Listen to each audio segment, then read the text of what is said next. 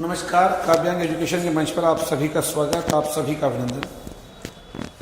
साथियों, आज हम जो क्लास अभी पढ़ रहे हैं आदिकाल के महत्वपूर्ण प्रश्नों को लेकर के, वो जो है हमें देखनी है और आदिकाल के जो प्रश्न हैं उनके बारे में बात करनी है। तो अपन जो क्लास पढ़ेंगे आदिकाल के प्रश्न हैं, खास प्रश्न है, इंपॉर्टेंट प्रश्न है, एग्जाम में कई बार पूछ ही गए हैं। सूचना ये भी है आपके लिए कि आप जो है अगर हमसे लगातार लाइव जुड़े रहना चाहते हैं तो काव्यांग एजुकेशन का जो ऐप है गूगल प्ले स्टोर पर जाइएगा और बस इस ऐप को डाउनलोड कर लीजिए। ये एक महत्वपूर्ण सूचना है आपके लिए। किसी प्रकार की कोई शैक्षणिक समस्या आपको होती है हिंदी को लेकर के, तो उसके लिए हमारा जो नंबर है इस पर बात कर लीजिएगा और व्हाट्सएप पे टेलीग्राम मैसेज कर दीजिएगा।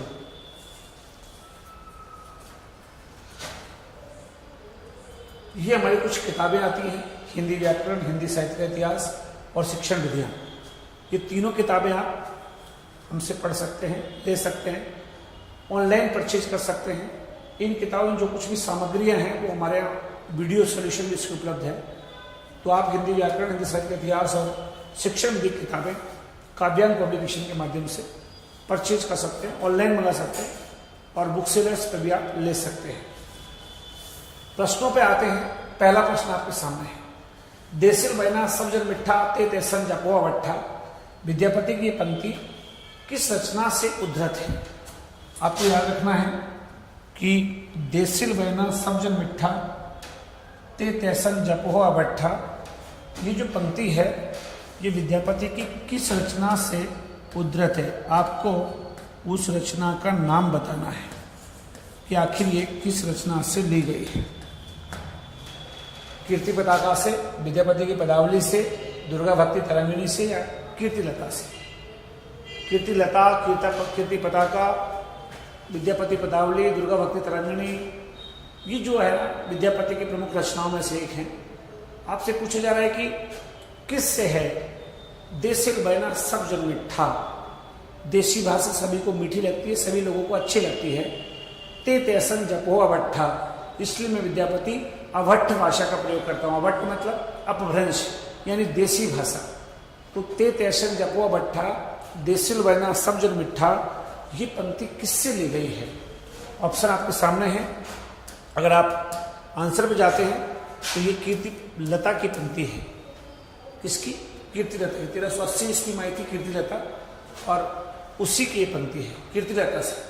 समझ गए? विद्यापति की पहली रचना भी ये। चलिए इसके बाद बढ़ते हैं अगले प्रश्न की ओर। अगला प्रश्न क्या कह रहा है ये देखते हैं। विद्यापति कृत कीर्ति पताका में किस राजा के चरित्र का उत्कर्षपूर्ण वर्णन है? जो विद्यापति की रचना है कीर्ति पताका, उसमें ऐसा कौन सा राजा है जिसके बारे में ढंग से लिखा है? यानी जो कीर्ति पताका चरित्र रचना है उसमें किसके चरित्र का वर्णन ढंग से किया गया है? कौन सा शासक है जिसके चरित्र का वर्णन ढंग से किया गया है? कीर्ति सिंह का, कीर्तिपाल का, शिव सिंह का या शिवाजी का? 4 राजा हैं। आपको बताना किसका जो है वर्णन अच्छे से किया है कीर्ति पताका में। दूसरा प्रश्न है साथियों, फर्स्ट ग्रेड और सेकंड ग्रेड के बैचेज चल रहे हैं। पीएसआई की सुबह और शाम को बैचेज चल रहे हैं। अगर आप पीएसआई की तैयारी करना चाहते हैं तो ऑफलाइन ऑनलाइन सुबह शाम आ सकते हैं। उसके अलावा फर्स्ट ग्रेड सेकंड ग्रेड तैयारी कर रहे हैं तो भी उसके लिए सुबह भी बैच है और शाम को बैच है। ऑफलाइन उपलब्ध है। ऑनलाइन में इस समय हैवी डिस्काउंट है। हम 50% डिस्काउंट के साथ इस समय ऑनलाइन कक्षा दे रहे हैं और ये आपके लिए मौका भी है ऑनलाइन पढ़ने का, क्योंकि जब तक एग्जाम होगी तब तक आपकी तैयारी के लिए आपके पास सामग्री चाहिए, कंटेंट चाहिए था। अच्छा कंटेंट इकट्ठा करने में वक्त लगता है। कंटेंट आपके पास 2-4 महीने में इकट्ठा हो जाए, उसके बाद में प्रैक्टिस कर लेंगे, टेस्ट सीरीज वगैरह, और जब एग्जाम आएगी तो खट से अपन सक्सेस हो जाएंगे। तो उस पर अपन को काम भी करना है। लेकिन अभी इस प्रश्न का जवाब दीजिएगा, ये भी तैयारी का हिस्सा है। विद्यापति का कीर्ति पताका में, कीर्ति पता में, तो देखिए जो कीर्ति पताका है इसमें राजा शिव सिंह और उनकी रानी जिसका नाम है लिखमा देवी। राजा शिव सिंह का वर्णन है और लिखमा देवी का वर्णन है। तो आंसर क्या होगा? सी यहां पर आंसर होगा, शिव सिंह आंसर यहां पर होगा। चलिए बढ़ते हैं अगले प्रश्न की ओर। तीसरा प्रश्न आपके सामने, कीर्ति लता और कीर्ति पताका क्या है? क्या ये रास काव्य है? क्या ये श्रृंगार काव्य है? क्या इनको चरित्र काव्य कहा जा सकता है? या आचरण संबंधी उपदेश देने वाले आचार्य काव्य है? आपको बताना है कि जैनों के द्वारा लिखे गए रास काव्य भगवान की आराधना में नाचते गाते धूमे जो पद गाए जाते हैं झूम झूम के, क्या वो काव्य है? या श्रृंगार का वर्णन है इसमें, यानी कि किसी नायिका के श्रृंगार के ऊपर लिखा गया है, या राजाओं के चरित्र पर लिखा गया है, या फिर किसी के आचरण पर लिखा गया है? चारों ऑप्शन आपके सामने, आपसे पूछा जा रहा है सही जवाब क्या होगा। तो साथी जवाब दीजिएगा। जी, मैं आपको आपके कमेंट्स का सम्मान करता हूं और आप जवाब भी दे रहे हैं साथ के साथ, ये अच्छी बात भी है।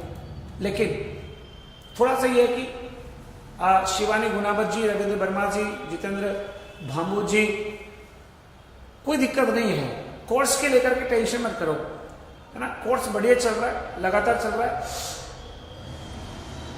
क्लास हो रही है, सुबह शाम क्लास होती है, सुबह 8 से 10 क्लास हो रही है और शाम को 4 से 6 क्लास हो रही है। ऐप में आप जाएंगे तो आप देखेंगे, है ना, तो आप बेहतरीन पढ़ सकते हैं, बेहतरीन समझ सकते हैं।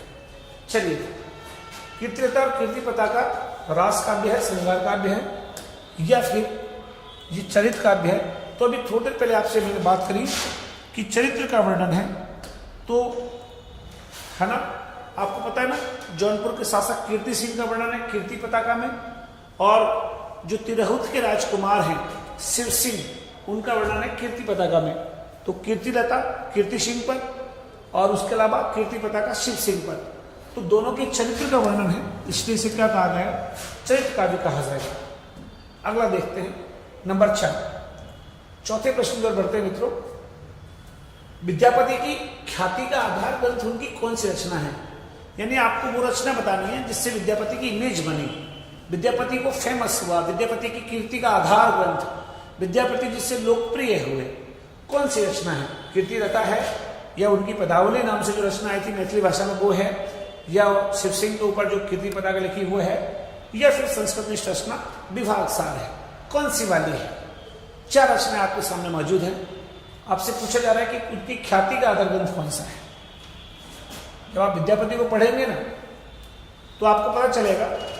शिमला लिख रही है कि सी, बेटा सी किसमें है? आप आंसर इस समय से लिखा करो, 1 में ये, 2 में ये, 3 में ये, 4 में ये, ऐसे लिखा करो। डायरेक्ट लिखोगे तो पता नहीं आप पिछले का उत्तर दे रहे हो, क्योंकि यहाँ पे क्लास थोड़ा लेट आती है, ओके, थोड़ा सा टाइम लगता है ना लाइव में, तो आंसर भी गलत हो सकता है आपका। ख्याति पताका से नहीं, ख्याति विद्यापति की पदावली से। विद्यापति ने जो पदावली लिखी है, कृष्ण और राधा का पहली बार श्रृंगार के रूप में वर्णन जो विद्यापति ने किया है, उसके अलावा जो वै संधि है उसका मनोरम चित्रण इसने किया है।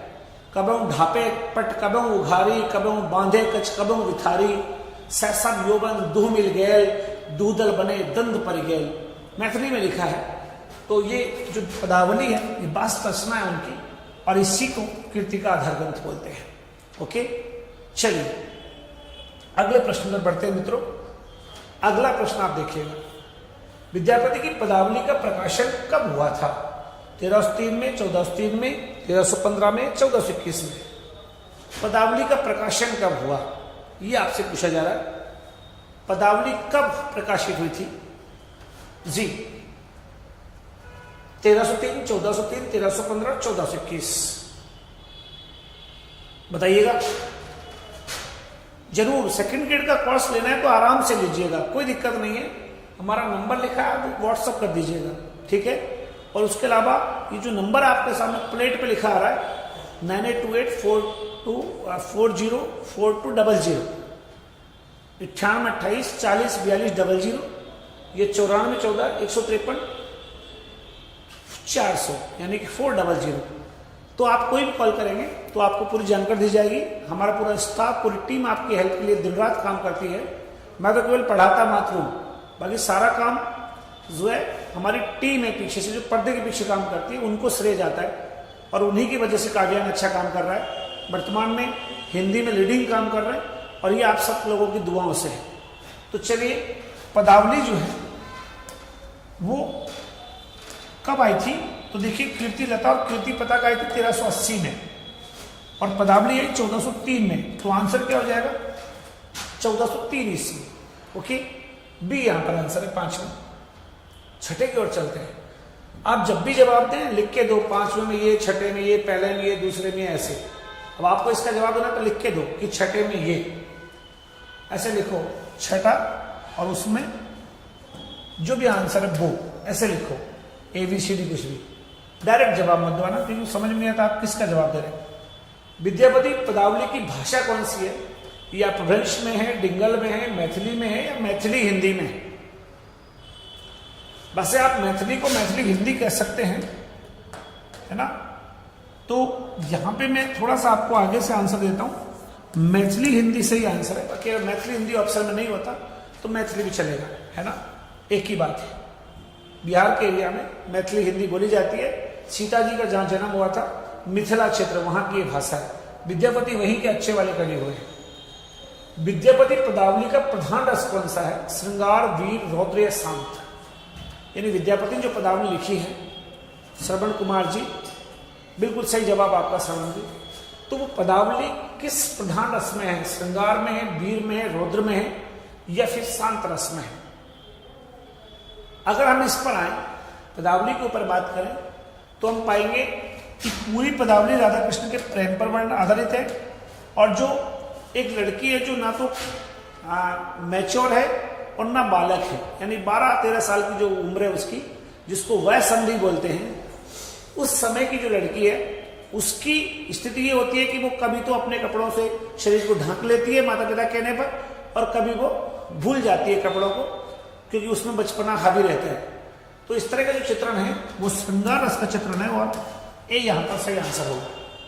ठीक, चलिए गुड, बढ़ते हैं अगले प्रश्न की ओर। 8वां प्रश्न, विद्यापति पदावली के बारे में असत्य कथन कौन सा है? ऐसा कथन बताइए जो विद्यापति पदावली के बारे में गलत है। इसमें लोक धुनों की मिठास है क्या? नक्सिक सौंदर्य वर्णन इसमें है क्या? वीरता और भक्ति का द्वंद्व है क्या? और मिलन की उत्कंठा है क्या? 4 ऑप्शन है, बड़े अच्छे ऑप्शन है। आप इसमें सोच के बताइएगा सही जवाब क्या होगा।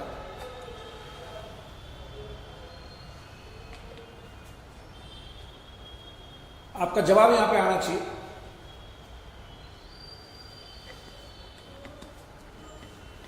बताइएगा, लिख के दीजिएगा 8 में क्या होगा, लिख के दो। देखो, लोक धुनों की मिठास है, ये बात बिल्कुल सही है, लोक धुनों की मिठास है। नक्सिक का सौंदर्य वर्णन है, बिल्कुल श्रृंगार का वर्णन है नायिका का। इसमें वीरता और भक्ति का द्वंद्व है, वीरता का नहीं है, श्रृंगार और भक्ति का द्वंद्व है। 2 चीजें यहां पे भिड़ रही है, एक तो श्रृंगार और भक्ति। इसलिए तो कुछ लोगों ने विद्यापति को जो है श्रृंगारी कवि नहीं माना, भक्त कवि मान लिया। राधा कृष्ण के प्रेम का चित्रण किया तो श्रृंगारी कवि माना रामजय शुक्ल जैसों ने, लेकिन हजरत विशा द्विवेदी बोले कि नहीं, भक्त कवि है। तो ये उनके बीच में भक्ति और श्रृंगार का द्वंद्व था। तो यहाँ पे वीरता नहीं है, वीरता तो इसमें है ही नहीं। तो आंसर सी गलत होगा, बल्कि मिलन की उत्कंठा इसमें है, नायक नायिका से मिलना चाहते हैं। तो नायिका की जो है मिलने की उत्कंठा है, ये बात ठीक है। चलिए नीलोफर अंसारी, आगे बढ़ते हैं। 9वें प्रश्न की ओर चलते हैं। मादकता के कारण किसने विद्यापति की पदावली को नागिन की लहर कहा था? मादकता मतलब इसमें थोड़ा नशीलापन है, थोड़ा सा प्रेम की बातें हैं, थोड़ा सा मादक बातें हैं, मन को उत्तेजित करने वाली बातें हैं। इसके कारण मीरा की जो विद्यापति की पदावली है वो नागिन की लहर है। किसने कहा? आपसे पूछ रहा है, उस कवि का नाम बता दीजिए कि किसने ऐसे नागिन की लहर कहा है। 9वां प्रश्न आपके सामने। चलिए, तो आप कहेंगे कि यहां पर नागिन की लहर, इसको निराला ने कहा था। बिल्कुल धीरेन्द्र वर्मा ने कहा, रामजय शुक्ल ने कहा, रामकुमार बर्मा ने कहा। तो यहां पे आंसर क्या होगा? निराला। तो आंसर आप निराला यहां पर टिक कर दीजिएगा, ठीक है। चलिए बढ़ते हैं अगले प्रश्नों की तरफ। किसने विद्यापति के पदों की तुलना अंग्रेजी कवि सौर के गीतों से की है। सौर का मतलब सोरोमन है ना। सौर कवि या सोरोमन कवि एक ही बात है, अंग्रेजी कवि हुए ये। गार्शर तासी ने की है, जॉर्ज अब्राहम ग्रियर्सन ने की है, कर्नल जेम्स टॉड ने की है, या शिव सिंह सेंगर ने की है। विद्यापति के पदों की तुलना सोरोमन के गीतों से या सौर के गीतों से। नरेश मैनसन जी, कई हमारे पुराने विद्यार्थी हैं जो बहुत लंबे समय से हमारे साथ क्लास लेते रहे, कोरोना के वक्त भी हमारे साथ थे। नीलोफर अंसारी, नरेश मैनसन और कुछ विद्यार्थी हैं। सुग्रीव राजपूत जी नमस्कार। तो बताइएगा, जवाब आपका आना चाहिए 11वें में क्या है। आंसर लिख के दीजिए 11 में फला। विद्यापति के पदों की तुलना कवि सोरोमन के गीतों से किसने की है? बहुत सिंपल प्रश्न है और बहुत जवाब आपका आना चाहिए, जल्दी से बताइएगा। नरेश जी कह रहे हैं कि बी होगा, बिल्कुल सही जवाब है आपका 11वां बी। अरे आप देखो, अंग्रेजी कवि सोरोमन, अंग्रेज कौन है? ग्रियर्सन। टॉड भी है इसे भी, तो ग्रियर्सन ने कहा था, टॉड ने नहीं कहा। कर्नल जेम्स टॉड ने कहा, जॉर्ज ग्रियर्सन ने कहा था। तो यहां पे बी आंसर हो जाएगा, समझ गए? तो 11वां में आप क्या लिखेंगे? बी। आगे चलते हैं। विद्यापति सामान्य रूप से कैसे कवि है? भक्त कवि है, रहस्यवादी है, श्रृंगारी या उत्कर्षवी है? विद्यापति को फाइनली कैसा कवि मान लिया जाए? रहस्यवादी माने, श्रृंगारी माने, या सब दोनों ही मान लें, या भक्त कवि मान लें? किस प्रकार के कवि है विद्यापति? सामान्य रूप से श्रृंगारी कवि है। तो आंसर क्या हो जाएगा सर? आंसर यहां पर सी हो जाएगा, श्रृंगारी कवि है। ओके, आगे चलते हैं। अगला प्रश्न, विद्यापति को रहस्यवादी कवि कौन मानता है? जॉर्ज ग्रियर्सन मानते हैं, नरेंद्रनाथ गुप्त मानते हैं, जनार्दन मिश्र मानते हैं। मिश्र है ये सारे मानते हैं। बहुत अच्छा प्रश्न है। विद्यापति को रहस्यवादी कवि कौन मानता है? जॉर्ज ग्रियर्सन, नरेंद्रनाथ गुप्त, जॉर्ज ग्रियर्सन के अलावा जनार्दन मिश्र भी हैं, ये सारे हैं। जवाब दीजिएगा। जो विद्यार्थी क्वेश्चन का नंबर लिख के देगा ना, मैं उसकी व्याख्या तो करूंगा। जो नंबर लिख के नहीं देगा, डायरेक्ट आंसर देगा, उसका जवाब मेरे पास नहीं है, क्योंकि मुझे पता ही नहीं वो कौन से प्रश्न का जवाब देगा। तो जैसे श्रवण जी ने लिखा है कि 12 में डी, राजेश जी ने लिखा है 12 में डी, तो ये सही जवाब है ना? बिल्कुल, चारों ने कहा है, तो यहां पे डी हो गए। इसके बाद अगले की ओर बढ़ते हैं। विद्यापति को श्रृंगारी कवि मानने वालों में से नहीं है प्रसाद शास्त्री, रामबख्श बैनीपुरी, रामचंद्र शुक्ल और सुभद्रा झा। ऐसे कौन हैं जिन्होंने विद्यापति को श्रृंगारी कवि नहीं माना है? आपको बताना है, एक ऑप्शन इसमें से जो है आपको देना है। बताइए कौन सा इसमें आंसर होगा?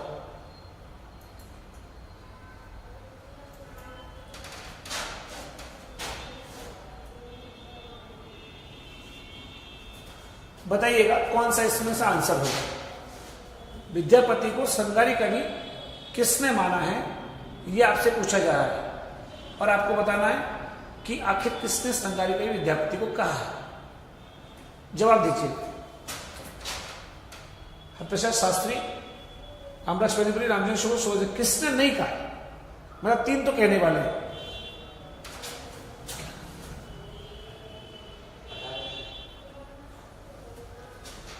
किसने कहा है? आपको जवाब देना है, किसने कहा है?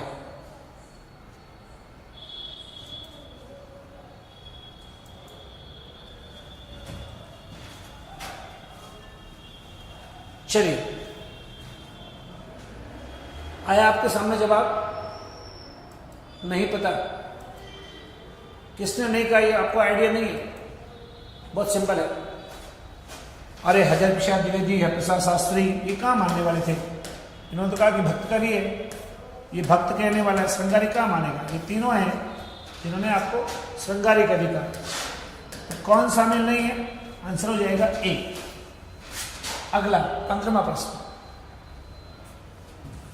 विद्यापति के भक्त कवि माने जाने वाले विद्वानों में शामिल नहीं है चैतन्य महाप्रभु, ब्रजनंदन सहाय, श्याम सुंदर दास और रामकुमार वर्मा। ऐसा कौन है जो विद्यापति को भक्त कवि नहीं मानता?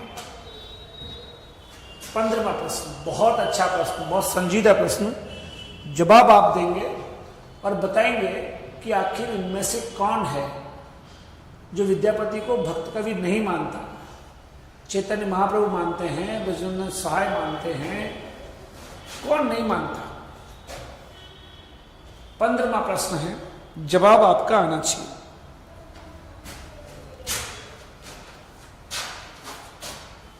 जी,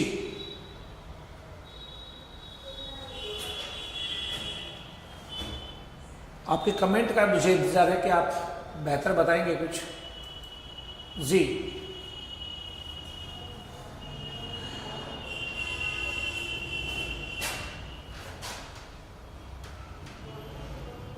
श्याम सुंदर माना है, किसने नहीं माना? ब्रजनंदन सहाय, इसमें आंसर है 15वें में भी। चलो आगे चलते हैं, बी होगा 16। देखो, विद्यापति के पदों में स्थापत्य श्रृंगारिकता है। अगर उसे भक्त कहा जाए तो खजुराहो के मंदिरों को भी आध्यात्मिक कहना होगा। ये कथन किसका है? बहुत बड़ा कथन है कि विद्यापति की जो पद हैं उनमें स्थापत्य श्रृंगारिकता है।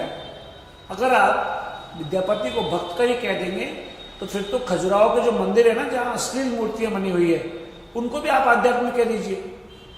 मतलब भक्त तो नहीं मान सकता, फिर तो मैं खजुराहो के मंदिरों को भी भक्त मान लूंगा, वो भी आध्यात्मिक मान लूंगा, क्योंकि वो आध्यात्मिक नहीं है,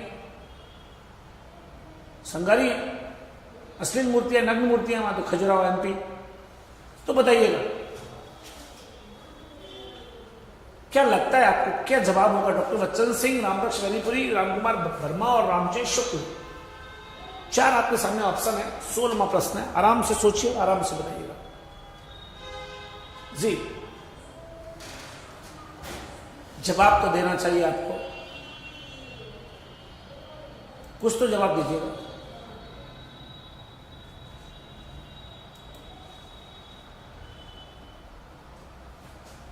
नहीं आ रहा? ये डॉक्टर बच्चन सिंह का कथन है, याद रखिएगा। ये डॉक्टर बच्चन सिंह का कथन है, ये बहुत इंपॉर्टेंट कथन है, एग्जाम में पूछा जा सकता है। चलिए बढ़ते हैं 17वें प्रश्न की ओर। आध्यात्मिक रंग के चश्मे आजकल बहुत सस्ते हो गए हैं, जिन्हें चढ़ाकर कोई भी, जैसे कोई भी गीत गोविंद के पदों को भी आध्यात्मिक संकेत बताते हैं, वैसे ही विद्यापति के इन पदों को भी। ये कथन किसने कहा कि आध्यात्मिक रंग के चश्मे आजकल बहुत सस्ते हो गए? ये कथन किसका है? सोच के बताइएगा, ये बहुत इंपॉर्टेंट कथन है। रामचंद्र शुक्ल। क्यों? क्योंकि रामचंद्र शुक्ल ने हजरत प्रसाद द्विवेदी की इस बात का विरोध किया था कि विद्यापति भक्त कवि है, उनका नहीं श्रृंगारी कवि है, भक्त कवि नहीं मानता। तो रामचंद्र शुक्ल ने कहा था कि ये गलत है और हम नहीं मान सकते। तो रामचंद्र शुक्ल यहां पर आंसर होगा, आपको ये याद रखना है, आंसर होगा रामचंद्र शुक्ल। चलिए अगले प्रश्न पर बढ़ते हैं। विद्यापति की नायिका कैसी है? परकीय है, स्वकीय है, इहलौकिक है या पारलौकिक है? इहलौकिक या पारलौकिक? विद्यापति की नायिका के बारे में बता दीजिए आप, कैसी है? परकीय है, स्वकीय है, इहलौकिक है, पारलौकिक है?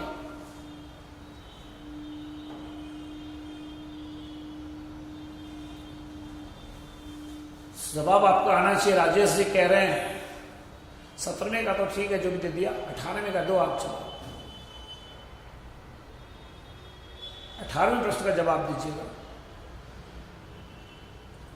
क्या आंसर होना चाहिए? बताइए, आंसर बोलिएगा।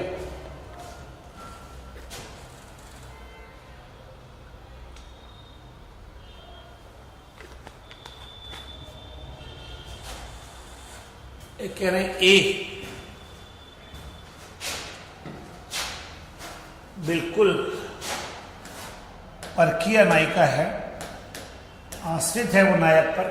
सॉरी, ये नहीं, सॉरी, ये आश्रित है नायक पर आश्रित है, परकीय है।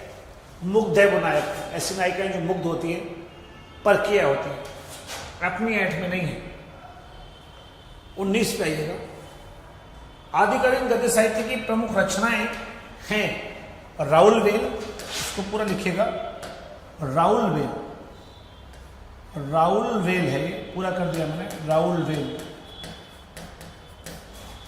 उक्ति व्यक्ति प्रकरण, वर्ण रत्नाकर, यह सभी। आदिकाल के गद्य में कौन शामिल है? 19वां प्रश्न, आदिकाल का जो गद्य है उसमें कौन शामिल है? पिंकी भट्ट जी नमस्कार। तो देखिए तीनों रचनाएं, राउल वेल भी, उक्ति व्यक्ति प्रकरण भी और वर्ण रत्नाकर भी, अरोड़ा कवि की लिखी है, दामोदर शर्मा की लिखी है और ज्योतिश्वर ठाकुर की लिखी है, सभी की रचनाएं शामिल है, इसलिए डी यहां पर आंसर है। अगला प्रश्न, राउल वेल का रचना काल क्या रहा है? ये 12वीं सदी में आई थी, 17वीं 7वीं सदी में आई, 10वीं सदी में आई, 11वीं सदी में आई। आपको बताना है कि राउल वेल जो है वो कब आई थी, सदी बतानी है। जैसे 900 कुछ में आई तो 10वीं सदी, 1100 कुछ में आई तो 12वीं सदी, 800 कुछ में आई तो 9वीं सदी, 600 कुछ में आई तो 7वीं सदी। तो राउल वेल की रचना काल आपको बताना है कौन सी सदी था। सपना चौहान जी नमस्कार बिटिया जी। शिमला गुजर ने लिखा है 15 में बी, तो बहुत पीछे चल रहा है आपका, तो 20वें प्रश्न में पहुंच गया अब तक। साहित्य classes by doctor Surendra, good evening sir.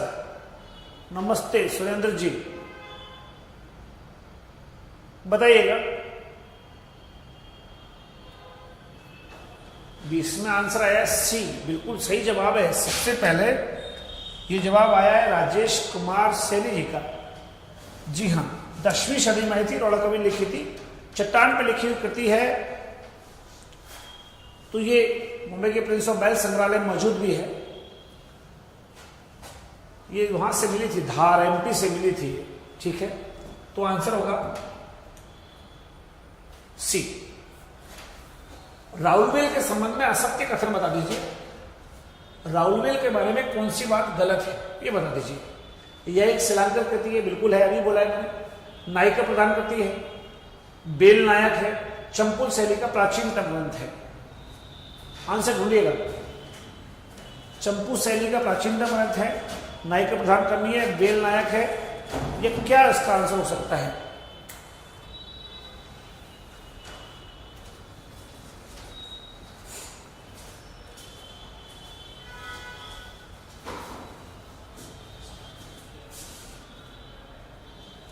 Board है,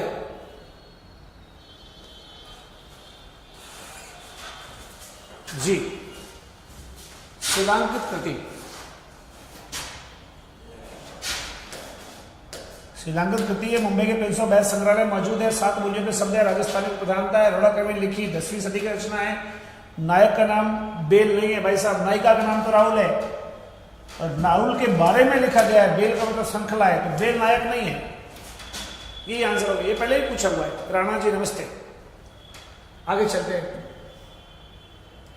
22वां प्रश्न, उक्ति व्यक्ति प्रकरण का रचना काल कब रहा है? 11वीं सदी, 10वीं सदी, 9वीं सदी और 12वीं सदी। उक्ति व्यक्ति प्रकरण कब लिखी गई, उसका रचना काल बताइए। राजेश कुमार जी,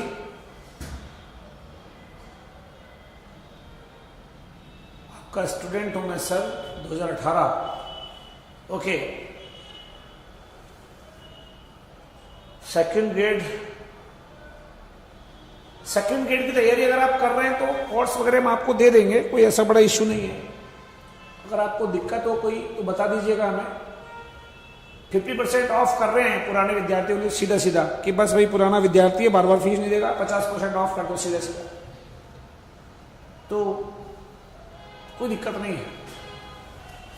उक्ति व्यक्ति प्रकरण 1144 के लगभग है, 54 में। 1154 का मतलब क्या हो गया? 12वीं सदी। तो ये आएगा आंसर डी, 22 में। ओके, बढ़ते हैं 23वें प्रश्न की ओर। क्वेश्चन 23, उक्ति व्यक्ति प्रकरण जो है, उस उक्ति व्यक्ति प्रकरण की रचनाकार कौन है? थोड़ी देर पहले आपको बोला दामोदर शर्मा, पंडित दामोदर शर्मा, अभी बताया था, 2 मिनट भी नहीं हुई है।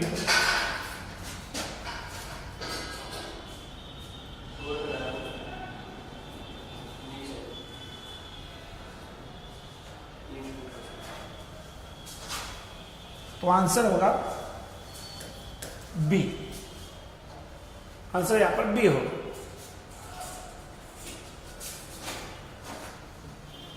नीचे का वो डंडा तो मिल गया, सारी चीज मिल गई, बेल्डिंग नहीं है, बेल्डिंग हट गई करवा लेंगे। चलिए, दामोदर शर्मा की रचना है।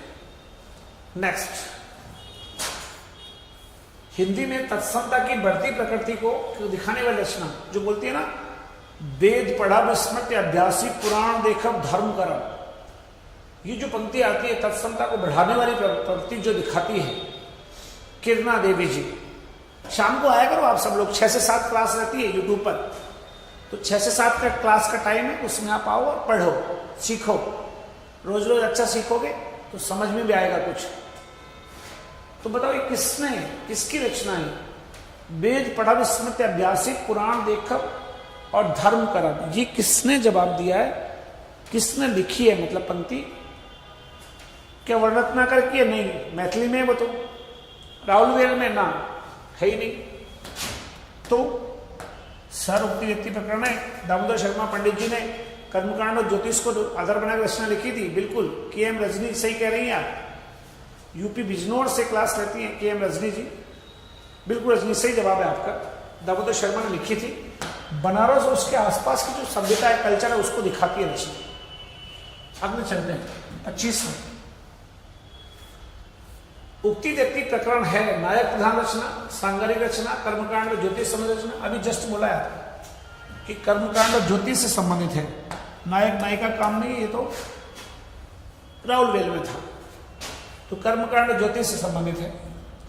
अगला प्रश्न आपके सामने, वर्ण रत्नाकर ग्रंथ का रचना काल कब रहा है? 13वीं सदी, 14वीं सदी, 20वीं सदी और 12वीं सदी। कब लिखी गई थी? वर्ण रत्नाकर कब लिखी गई थी?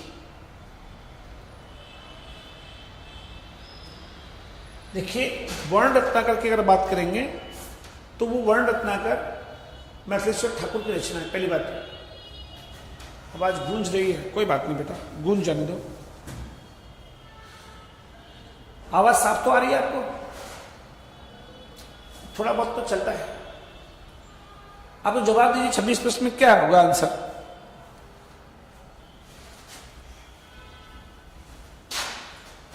छब्बीस का जवाब बी, 14वीं सदी में है। 27वां प्रश्न देखिएगा, मैथिली हिंदी की प्रथम गद्य पुस्तक वर्ण रत्नाकर। ये रहा आंसर, वर्ण रत्नाकर। वंश भास्कर नहीं है, सुमन मिश्र की रचना है। और अगला प्रश्न, कौन सी कथी मैथिली हिंदी का विश्वकोश कहलाती है? वर्ण रत्नाकर। इसको विश्वकोश भी बोलते हैं और शब्दकोश भी बोलते हैं। समय हो गया है तो अब थोड़ा सा जल्दी करेंगे क्योंकि समय हो गया है।